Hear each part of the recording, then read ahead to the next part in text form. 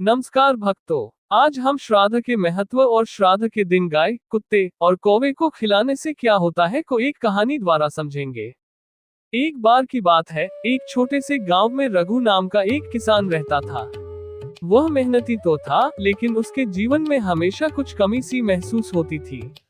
हर साल जब श्राद्ध का पर्व आता, वह सोचता था कि क्या वह सही तरीके से अपने पूर्वजों को श्रद्धांजलि दे रहा है। इस वर्ष रघु ने ठान लिया कि वह श्राद्ध को विशेष रूप से मनाएगा। उसने गांव के पंडित जी को बुलवाया और उनसे जानना चाहा कि किस प्रकार से वह अपने कर्तव्यों को निभा सकता है। पंडित जी ने उसे बताया, हर प्राणी का सम्मान करना आवश्यक है। गाय, कुत्ता और कौवा, इन सभी में कुछ खास गुण है। पंडित जी ने रघु को बताया कि गाय का स्थान बहुत ऊंचा है। गाय के शरीर में सभी देवी देवताओं का वास होता है। गाय को खाना खिलाने से भी पितरों को तृप्ति और से पुण्य मिलता है। पंडित जी ने कहा, कुत्ते को यम का प्रतीक माना जाता है और काल भैरव की सवारी।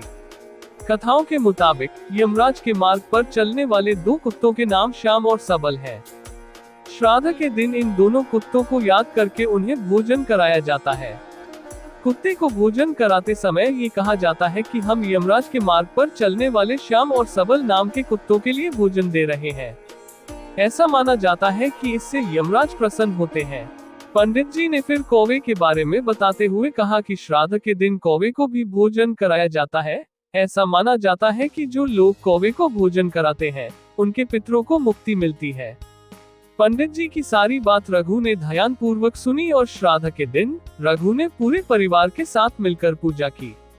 उसने पंडित जी के निर्देशों का पालन किया। रघु ने अपनी गाय को प्यार से पत्ते और रोटी दी, गांव के कुत्तों को भोजन दिया और कौवों को चिवड़े और दाल का भोजन दिया, जिससे वह अपने पूर्वजों के साथ जुड़ाव महसूस कर सके। पूजा संपन्न करने के बाद उसे एक अद्भुत अनुभव हुआ। जैसे ही वह अपने पूर्वजों को याद कर रहा था, उसे एक आंतरिक शांति का अनुभव हुआ। गांव के सभी लोग उसकी श्रद्धा और सेवा देखकर प्रभावित हुए।